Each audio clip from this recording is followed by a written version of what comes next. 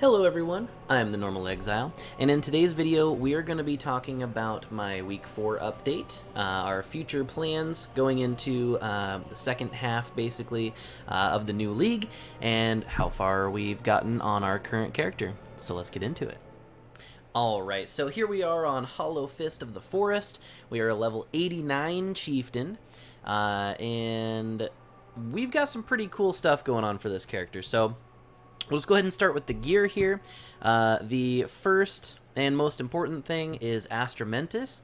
We did find one that was quality attribute modified with plus 20%. It's a pretty dang good roll, 97 out of 100 with a perfect Blessed Orb implicit, which is excellent. We do have that anointed with Instinct here. Now we only have 88 energy shield, but that does still provide us a really good buffer for those little spell hits, and you'll probably see that in the map showcase that comes up. I'm not 100% sold on it, but it does make a pretty drastic difference. So every time I've taken it off, it's made a really big difference, so would highly encourage that. The second very important thing is Garricon's Flight. 65% chance to avoid being stunned if you've killed recently is really nice. We don't have stun immunity on this build, which is kind of a bummer, but, you know, whatever. The reason why we're using these is, I mean, the immune to burning ground, shock ground, and chilled ground is great. The 100 life regen while moving is great, but really you're after that 2 to maximum life per 10 dexterity. Because right now we have 864 dexterity. If we take these off, we go from 3,500 down to 3,200. So those are worth about 300 life to us, which is really good because we don't get a whole lot of life because we're not using gloves, we're not using a shield, and we're not using a main hand. So stuff to consider there. We are using a Darkness Enthroned. Basically, we're using this to cap our elemental resist. We got ones with a good life roll, good all-res roll. This one happened to also roll fire and lightning damage, which is excellent. If you can find one with even more resist would be great. If you can figure out your resists otherwise, definitely if you can socket something that gives you dexterity in here, that would be a huge benefit to the build and would be really great. Overall, this is kind of just a generic 6-link that had our colors. We don't need the suppress anymore because we are using Mage Bane, so we don't really need that suppress roll anymore. But good life, good fire and cold res. You could probably find something significantly better, something with higher energy shield, something with higher resists, because again, you don't really need that chance to suppress spell damage. Probably, you know, evasion energy shield base is still pretty good. First ring here, this is just stats and chaos res. The mana doesn't really matter. The life roll's pretty low. The strength kind of doesn't matter either. But it was a good dex roll, good chaos res, and it doubles while we're in a breach. That dropped just in a map. This one here is a tier 2. Tier 3. Yuck. Tier 3 fractured dexterity. Really what you're going to want is a tier 1 fracture. You're going to want to hit it with a resist fossil until you get chaos resist. And then depending on how much money you have, either craft life or go ahead and attempt a suffixes cannot be changed veiled chaos. There's a lot of stuff you can hit on that one. Basically, you're just looking for a life roll, physical damage to attack, stuff like that. Would be really good there. And then the last one is the helmet. Increased duration of ailments on enemies is good. The lightning damage to spells is just whatever. I ran out of currency to roll that. Otherwise, basically, you're just looking for dex, evasion, life. The life regen is actually really good. And then just filling out your resist. So we got about 28,000 armor, which is kind of suck, but you know, you only get 3 gear slots, so it kind of is what it is there. 269 life regen, goes up to 439 while we're moving. We do have the 2% mastery plus the 100 from the boots. Otherwise, we've got a bunch of fire resist. In an ideal world, we would not have so much fire resist, but kind of is what it is. Trade that for some lightning and chaos would be nice. You could definitely get some better rings. I mean, these rings they're bad. We are using Grace, Determination, and Arctic Armor. Arctic Armor we're using for freeze immunity because our Atlas, we are based pretty heavily around strong boxes and Abyss. Lots of stuff that can freeze you there. We don't want to be frozen because we basically always want to be moving because a huge portion of our regen is based around that. Other than that, we get Ignite immunity from our Ascendancy, from Tassalio Cleansing Water. The 20% of Fizz from hits taken as fire damage is nice because we do have ourselves 78 max fire res because we are taking Prismatic Skin here. You could definitely min-max that, get that significantly better, have more of an effect there. I did consider using the Shaped Inferno, whatever that helmet is that gives you increased armor based on your overcapped fire resist, takes 8% of Fizz from hits as fire. It would be good, but we did end up deciding to go Iron Reflexes this time. Been a pretty common theme amongst characters that I've made this league. So we decided not to do that. Probably would be better. You would definitely get a whole bunch of armor. You wouldn't necessarily need to come take all these points here. You could instead, do other things. But we figured since we're getting so much dexterity, we want to be in this area anyway. We may as well double dip on that. So going over the skill tree, primary focus is on life and resists and dexterity. So we come down through here for these strength nodes. We are using the fluid motion jewel to convert these strength nodes into dexterity. Probably not the best placement. You can actually get more strength converted to dexterity if you use it in this area right here. But just with the pathing, I didn't really want to lose Bravery and Art of the Gladiator. Master of the Arena is basically just 1% regen and the physical damage because the melee strike range, Sunder is not a strike, it's a slam. So not a very high value node there. This section between this dex node and this intelligence node, I've considered swapping that to many different things, but I can't really think of a better way to path it. I have considered pathing up this way, basically trading Bravery out for Sentinel, get that plus 10 all res, and then just maybe either specking through this intelligence node to grab Art of the Gladiator, or just letting it be. I'm not sure. This is what I've landed on so far, and it's obviously worked out pretty well. So coming up through these life nodes here, grab Born to Fight up to Avatar of Fire. Eventually, probably our next couple level ups, we do plan on grabbing Magmatic Strikes, grabbing this fire damage and life regen, and grabbing Arsonist, and then picking up the 1% increased fire damage per 20 strength, which would be 20, 40, 62. Wait, is my math good there? 1% per 20. No, that'd be 15, 17%. Better math. 17% fire damage, which would be pretty decent there. Coming down this way, we grab our Prismatic Skin, we grab our Cannot Be Maimed and Hindered. That's just a quality of life thing. You don't really need to do that. If you don't have a jewel with Corrupted Blood immunity, you can get that here. I already had that jewel, so I decided to go with the Cannot Be Maimed and Hindered because that is a pretty suck mod when you get it. The build's already slow enough. We didn't really need any reason to be extra slow. Again, using that Fluid in Motion jewel. We did path through here. Bravery is really good because it ends up being 48% increased armor for all of your evasion. We are using basically all evasion bases, all evasion passives. So a majority of that is just being directly double dipped. Art of the Gladiator is nice. Initially, we needed this for the global accuracy. Now that we've got the dexterity bonus grants accuracy bonus instead grants 3 instead of 2. We don't really need that. You can see here we're still offense. We're still 100, 100, 100, 100 on all of our chance to hit there, which is fine. Good grief, got some in my throat today. We did end up picking up Magebane. Initially, we did not have Magebane. I just grabbed these 2 points for Entrench here, and then I had these 2 points for Reflexes here. But ended up saving myself a few passive points, was also spec'd into Intuition, and initially I was spec'd into Quickstep as well. Saved us about 7 points, I think, to just take Magebane here. I don't know. With the gear, we wouldn't have really needed it. I think all we had actually needed was the 2 points for Entrench here. But I don't know. It saved us some points. We needed some points, so we went ahead and did that. We are picking up Burning Brutality with the chance to ignite nodes here. We are picking up Primeval Force with the chance to ignite here. That gives us a 100% chance to ignite, which is really important. We'll get to that later on. Ultimately, if you can get more resists, it would be more DPS if you can trade this Weathered Hunter cluster for the Acuity cluster, because you do get that increased attack speed. But we do not have enough lightning resist as it stands, so we cannot do that. You could obviously get a ring that has lightning resist on it and not care so much about the chaos resist.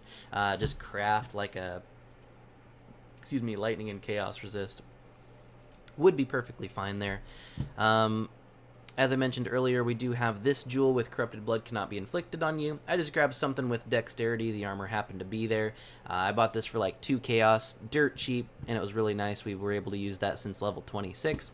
Grabbing Cloth and Chain plus the bonus one here for the extra elemental resist. Grabbing Golem's Blood plus the 6%, because 6% nodes are nice. We are grabbing the 2% regen while moving and the plus 50 life mastery. We are grabbing Precise Technique. There are ways to make Hollow Palm builds crit, but they're not very effective, and it requires a significant investment, and you can't get crit capped anyway. So I figured I would not bother with that and instead go Precise Technique, because 40% more attack damage is a giant damage increase, which is great. We're grabbing Inveterate. I actually think the POB says I don't need any of these nodes here.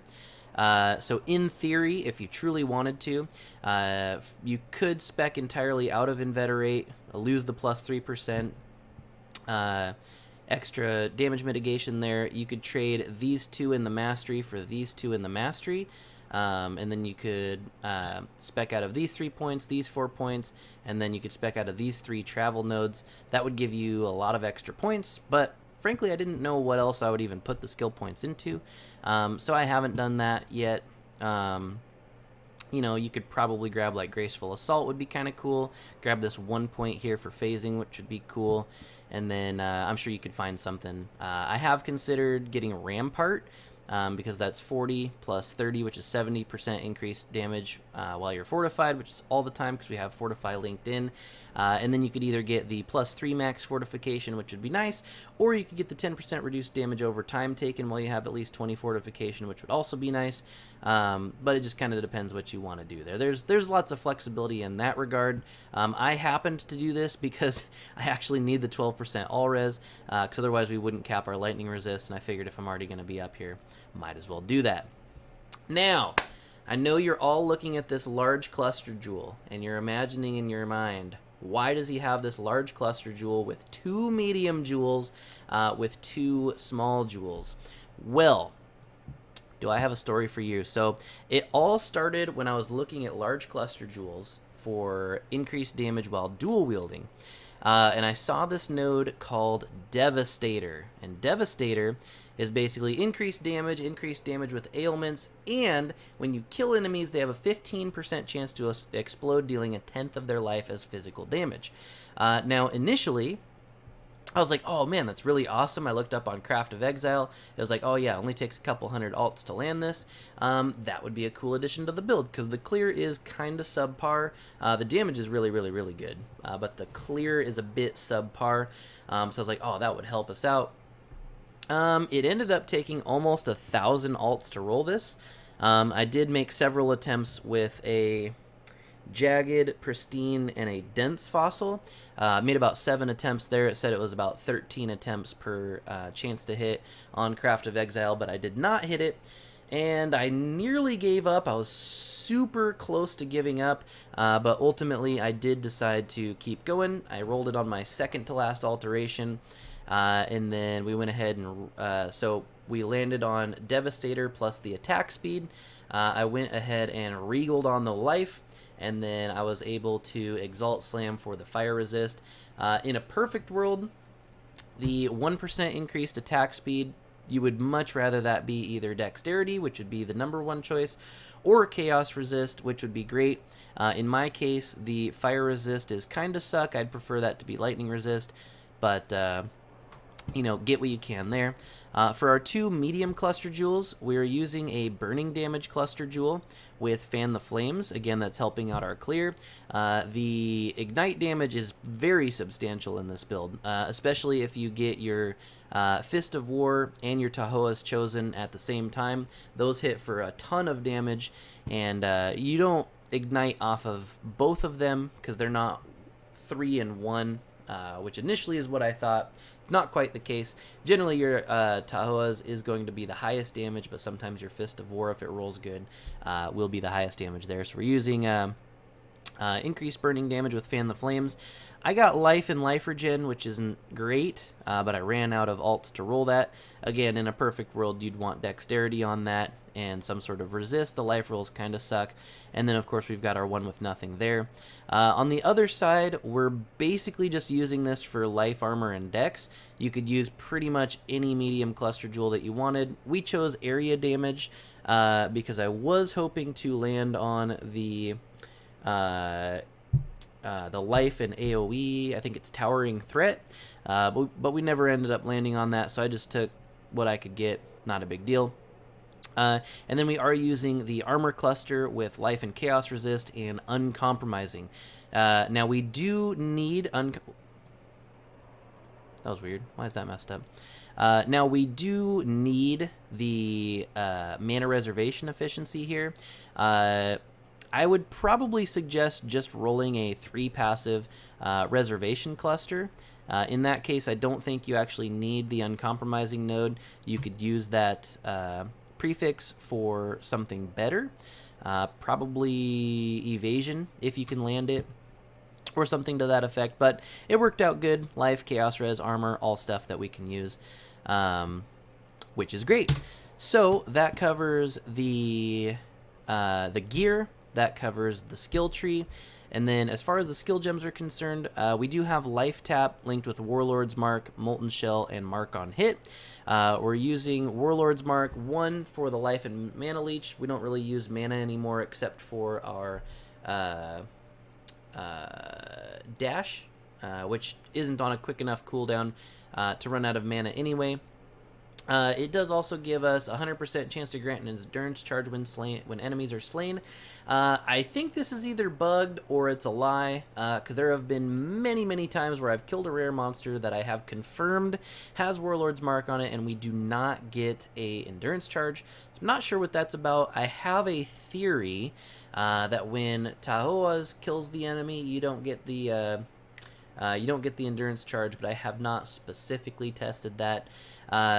Chance to double stun duration is kind of cool, and then the 20 rage regenerated over 1 second when enemies are stunned. We do still stun enemies. We haven't like spec'd into it or anything like that. Initially when I was putting the build together, I did really want to get Goliath.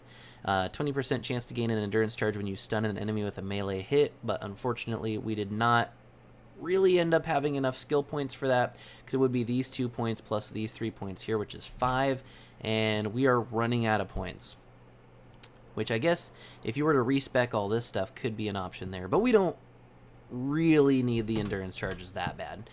The build feels pretty good. So that's our boot setup. In our helmet we have determination, dash, grace, and arctic armor, basically just our reservation setup plus dash. And then in our main hand links we have Sunder, linked with Fist of War, Onslaught, Life Tap, Fortify, and Combustion. In a perfect world, you would trade out Onslaught for Pulverize, get more damage, more AoE at the cost of some attack speed, but we don't really care about the attack speed anyway.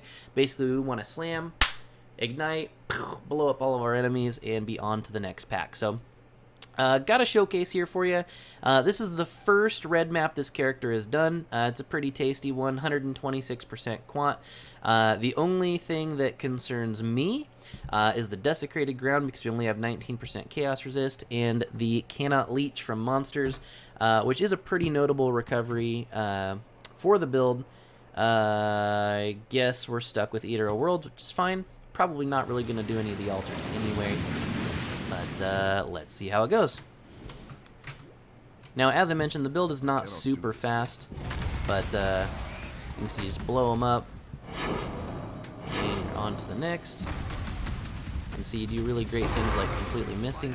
Colonnade map! Yeah! Completion. I love it. Yeah, I don't really try to tank any hits. I try to just not get hit by stuff is my preferred defensive technique. Eat the map boss. Oh, oh. Yeah, because that desecrated ground really hurts. As I was mentioning earlier. I can get absolutely destroyed by that. So, you do have to be pretty careful. The build is not super tanky. There is a way to Orb of Scouring Quant. Nope. Pass on that. And especially if you stand still on the desecrated ground, you'll get pretty much murdered. I think at our current regen, we would need about 50% chaos resist to not really be hurt significantly by that, which we just don't have. If you can get better rolls on your cluster jewels, if you can get better rings, I am really close to considering replacing Astramentus with a amulet that's going to give us some better stats and stuff like that. Go ahead and just do this Abyss real quick.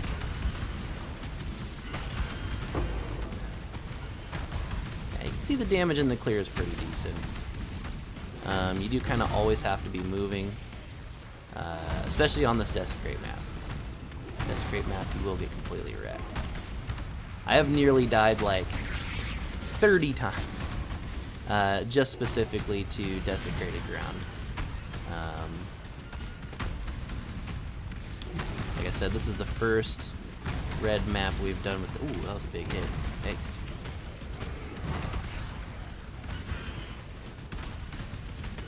Yeah, and this is where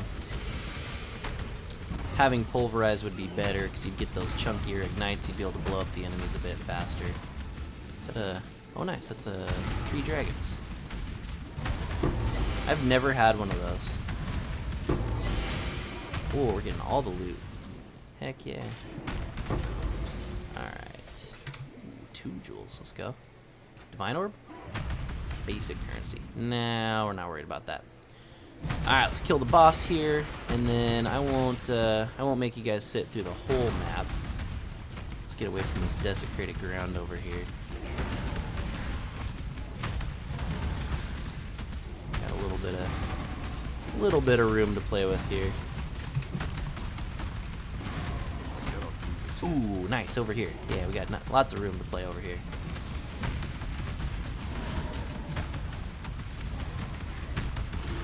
Yeah, if we could leech, that'd be really nice, but, you know, not being to leech doesn't completely brick the build. It's just nice. You can see the Taoa is putting in work there. Boom! Writhing Invitation, let's go. Boot knife.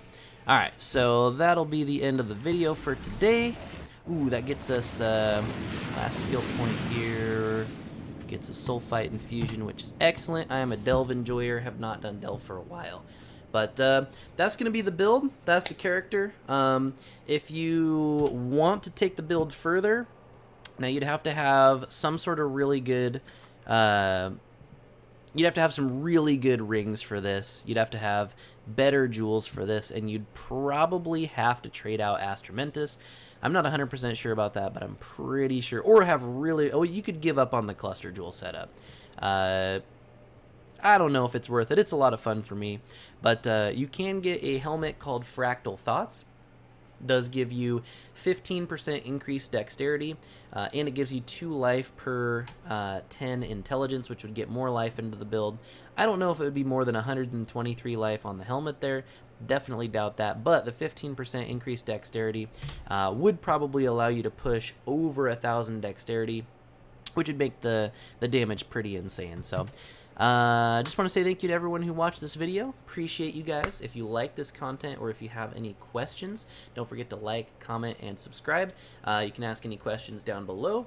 I'm generally available to answer these questions. I don't always get back to them immediately. If you really want your questions answered, you got to find me on stream every Tuesday, Thursday, and Saturday at twitch.tv/.